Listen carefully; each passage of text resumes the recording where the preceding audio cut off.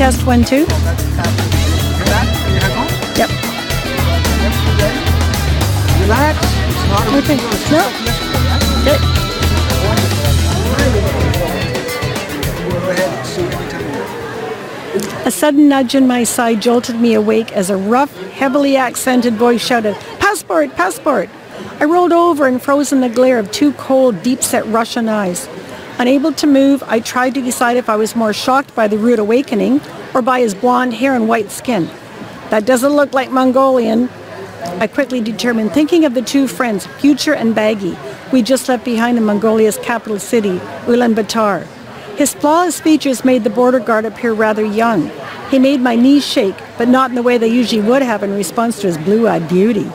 It was an involuntary reaction to the machine gun that was strapped over his shoulder and lying securely across his chest.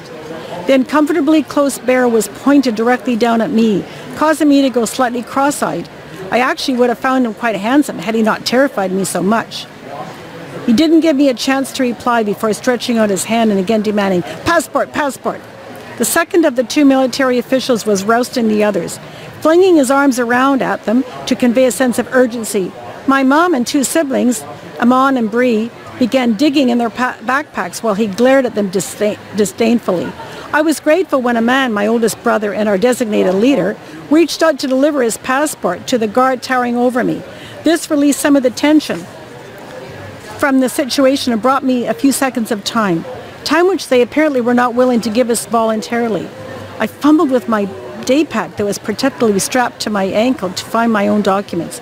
I hoped I wouldn't do anything wrong enough to warrant being yelled at again this early in the morning.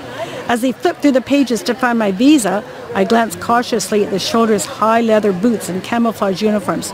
Still startled by this scene, I subconsciously nodded in agreement with what I'd written in my journal just the night before. New adventures come with each new country. My heart pounded as I scowled down at each of our visas. Oh please, work! Our Russian visas were one of the only two we'd applied for before we took off our intended year-long backpacking trip. I knew they were 100% legit, but these guys could have scared me into believing my name wasn't Savannah. To my intense relief, they finally left us in peace after what seemed like endless confirming looks from passport to person, a few grunts, and a quick entry stamp. Wow, those were some real freaking Russians. They looked like they came right out of a movie. Bree, my older sister and the dreamer in the family, announced. Cool. She was leaning over the bunk bed above me. Remnants of sleep still creased her face, yet her manner was alert and bubbly. I cringed a little, hoping the gardens hadn't heard her upbeat tone. If first impressions were anything to go by, such cheeriness must be illegal here. Surely she'd be reprimanded. Welcome to Russia, the man said, slipping his passport back into the money belt tied around his skinny waist. That was awesome. That one guy looked just like Drago from Rocky IV.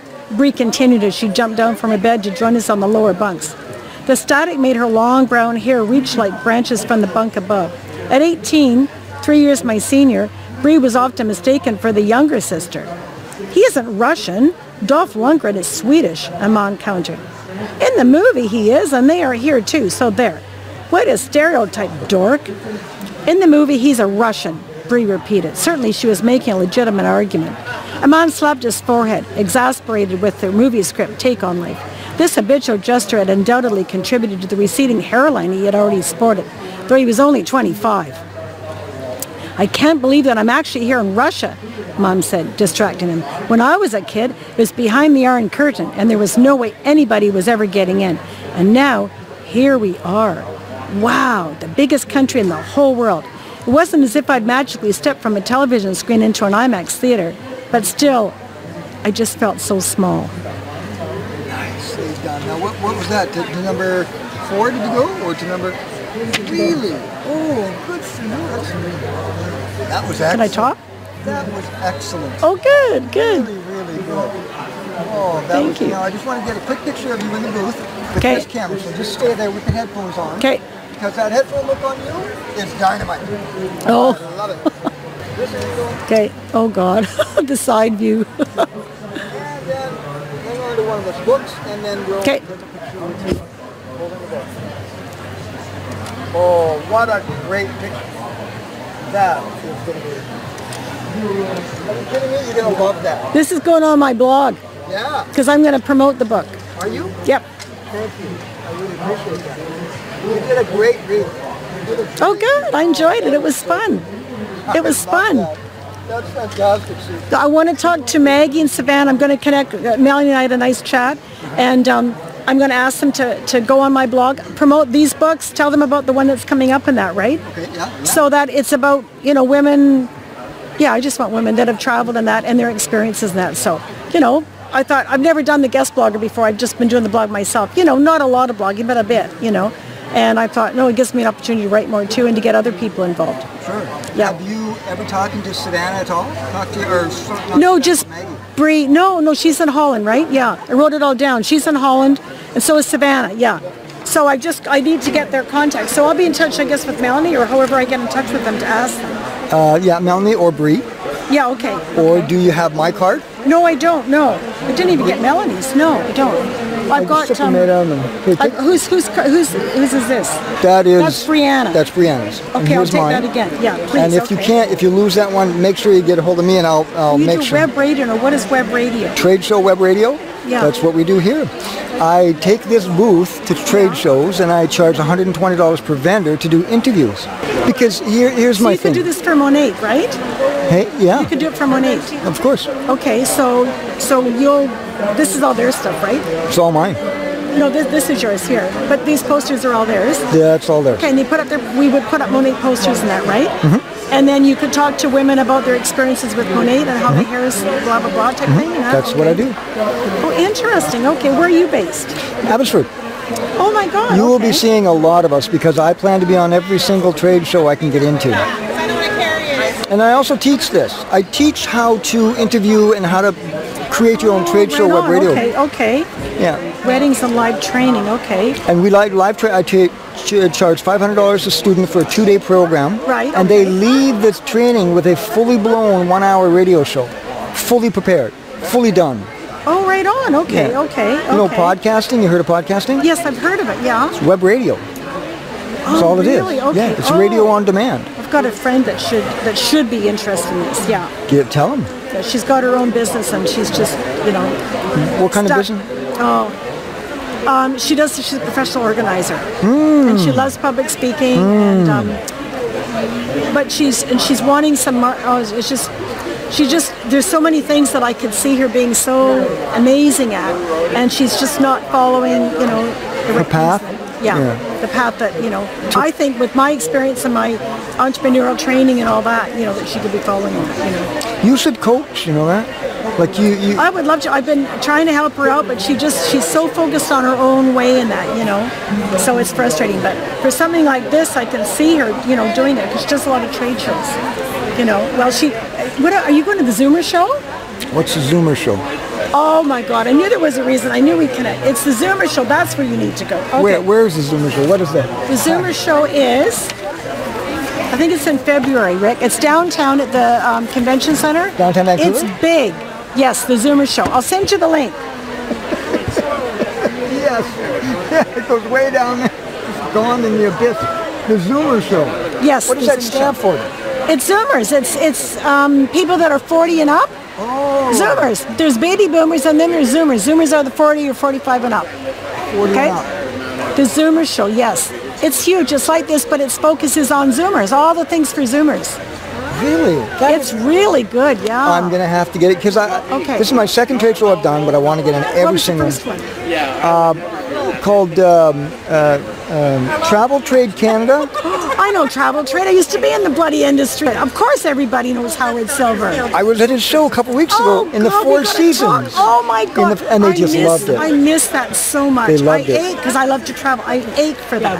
Really? For the travel part. I do. So Lisa, That's why I stopped you when I saw it. I thought it was the boobs, and then I thought, the vagina, what's all this about? So that's how we connected, Yeah. Isn't that a strange Howard Silver, oh my God, I love it. Yeah. Yeah, Howard really loved it. And he was one of the best. I used to go to many of his shows. He really knows how to do a trade show. He did a trade show that was 3 hours. Yep. Extended lunch. You lunch and learn, like you walk around with your lunch. I should go on his thing again. Yeah, Howard Silver. He was around. Travel Trade Canada. Do you know Frank Addison? Okay, I used to know them all. Yeah. Oh, you and I have to talk. Yeah, we got lots to talk about. have to talk. Yeah, exactly. Yeah. And I loved yesterday when I came back and told my daughter I had an interview.